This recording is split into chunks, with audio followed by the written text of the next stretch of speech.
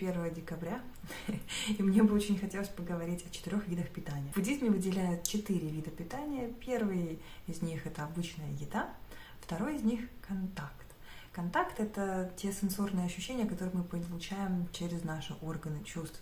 И почему это называется питанием?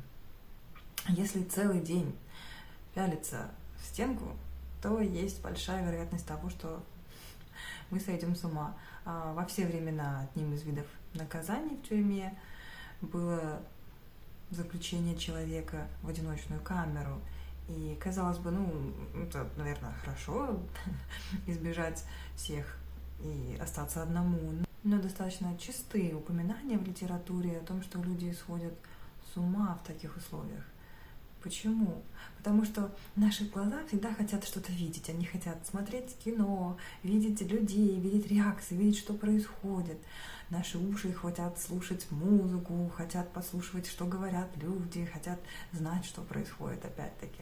Наш нос хочет нюхать, наш рот, наш язык хочет ощущать вкусы. Сейчас очень много сведений о людях, которые потеряли вкусовую чувствительность после перенесенной коронавирусной инфекции, и даже там через год, через полгода она не возвращается к ним. И они не то чтобы там рассказывают, вот потерял вкус. Нет, люди со слезами на глазах говорят о том, чтобы они многое сейчас отдали только для того, чтобы почувствовать вкус еды снова.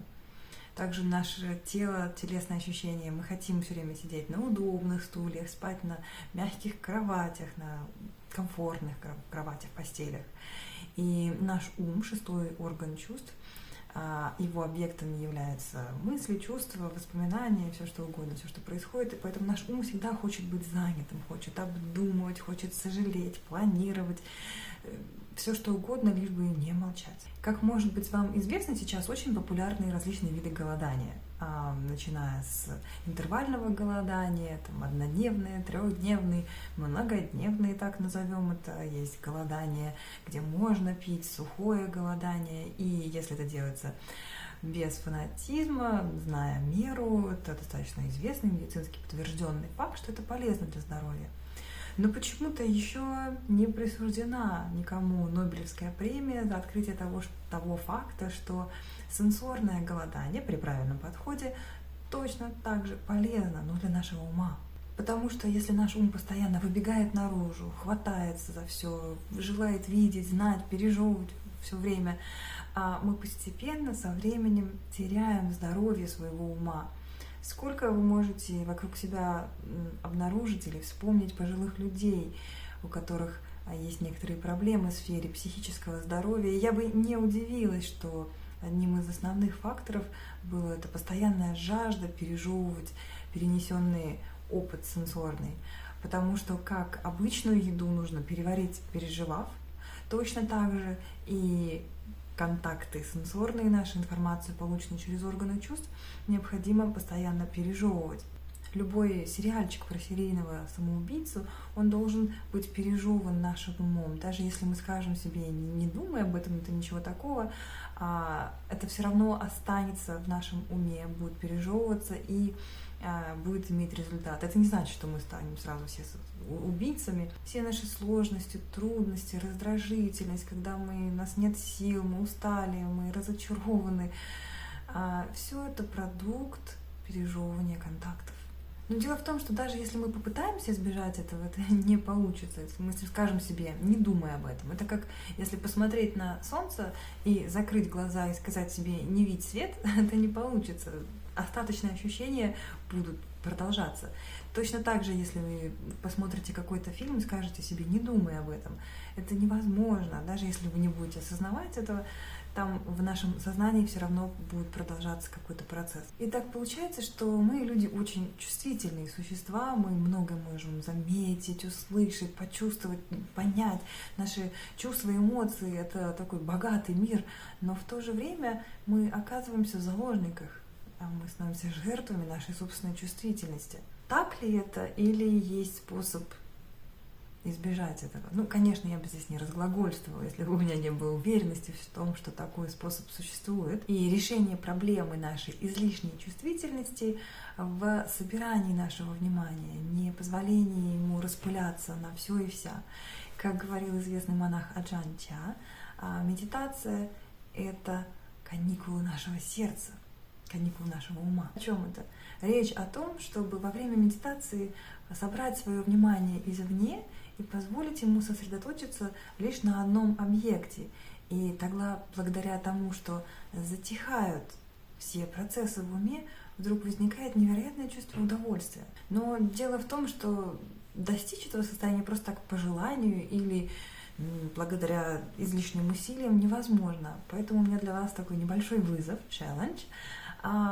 Пора прекращать считать медитацию только практикой сидения на подушке. Если мы хотим иметь здоровый ум, не страдать от депрессии, тревожности, раздражительности, вспышек гнева, нам надо привнести медитацию в свою повседневную жизнь. Наша жизнь должна немного, самую малость, стать другой. Об этом я рассказываю по частичкам, по кусочкам в других видео, поэтому не удивляйтесь, никакой новой информации здесь не будет. Зато если вы будете практиковать это, ваша жизнь может стать по-настоящему новой, другой. Речь о том, чтобы сохранять внимание на контакте. Если вы перемещаетесь, то все ваше внимание остается на контакте ваших стоп с полом. Вы не позволяете вашему вниманию продолжать развивать это. Вы не обдумываете, как вы ходите, правильно, неправильно, быстро, медленно.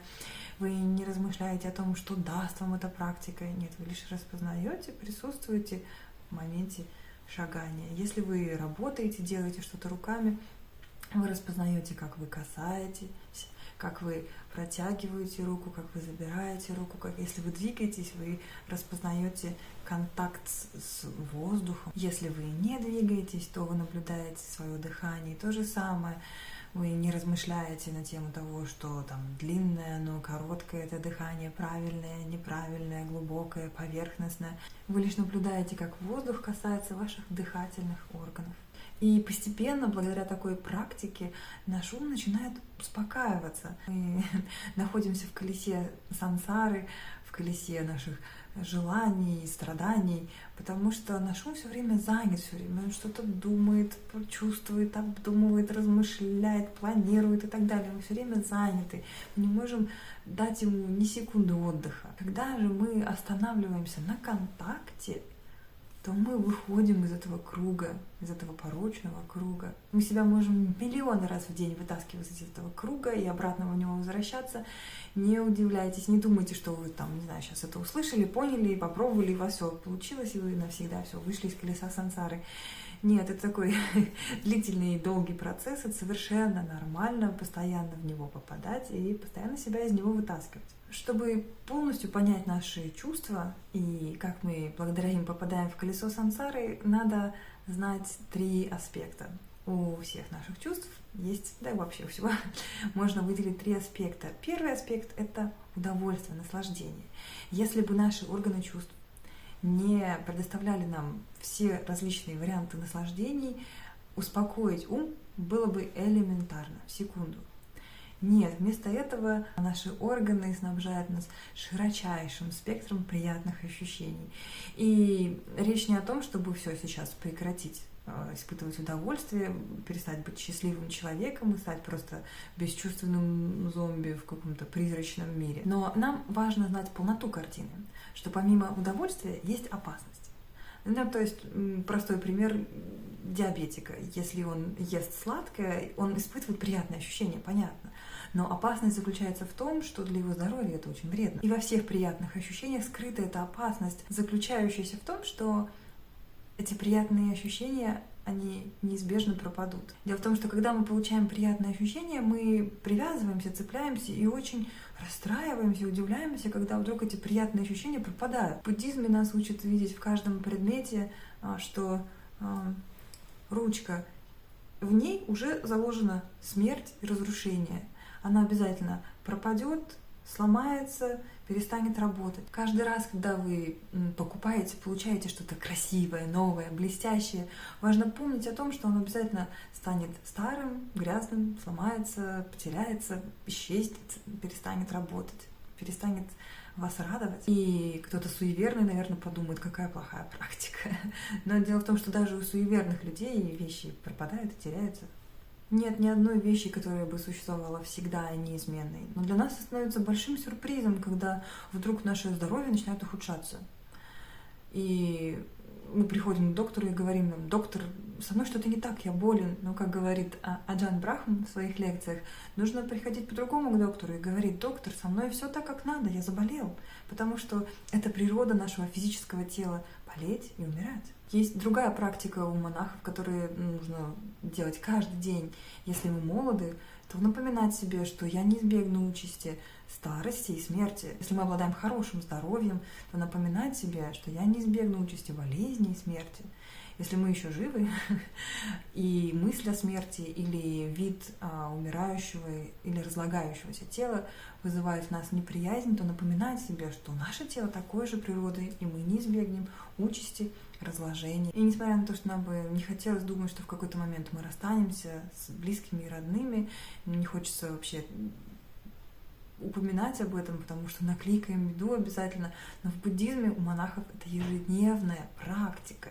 Напоминать себе о том, что все, что дорого нашему сердцу, все те люди, которые нам близки, с ними расстанемся в какой-то момент. И это был второй аспект — опасность. И третий аспект — это способ выхода из этих удовольствий и опасностей.